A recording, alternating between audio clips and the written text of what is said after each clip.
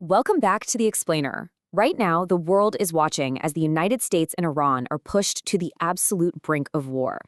There's a ceasefire, but it's incredibly fragile and it's about to expire.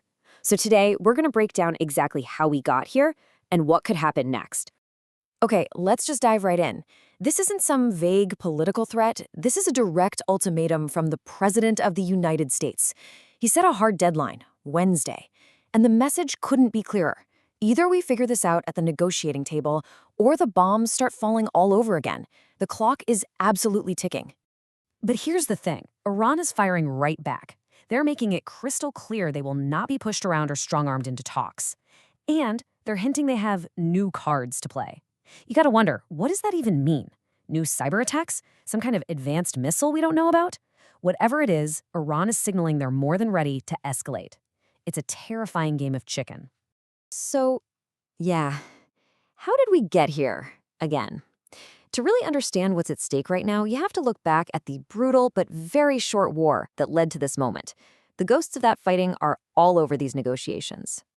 Let's just take a second to look at the devastating impact of that recent conflict. I mean, the numbers are just staggering, and they really paint a picture of why going back to war would be catastrophic for pretty much everyone. 6 weeks. That's it. It wasn't some long, drawn-out conflict. It was short, it was sharp, and it was unbelievably destructive.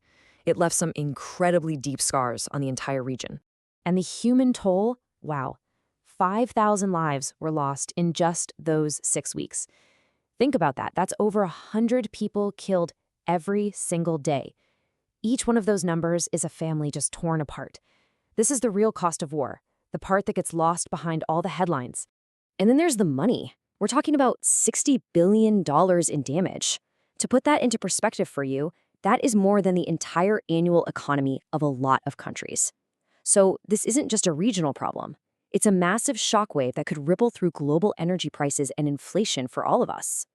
Now, you'd think, with that kind of price tag, both sides would be desperate to find a lasting peace, right?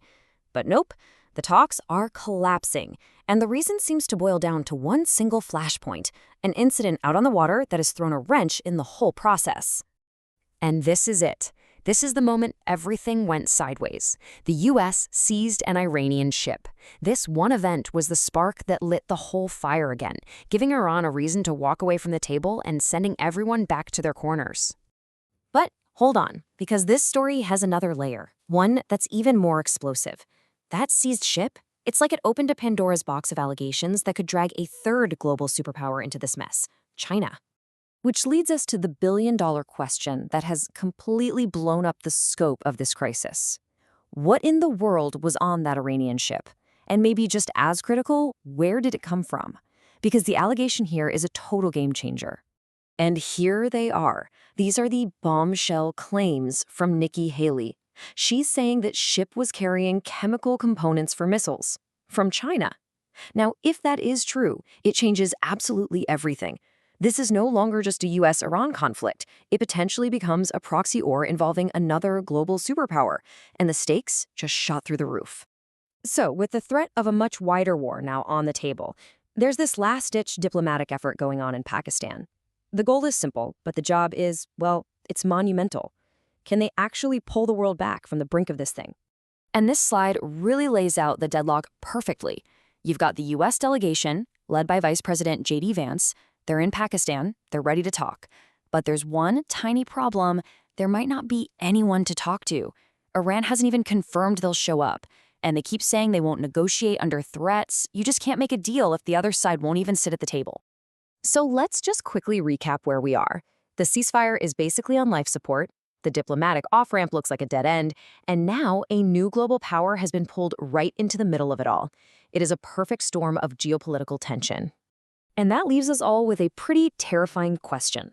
With diplomacy failing and all these new players involved, are we just watching the final countdown to a much bigger conflict, one that could potentially drag in the entire world?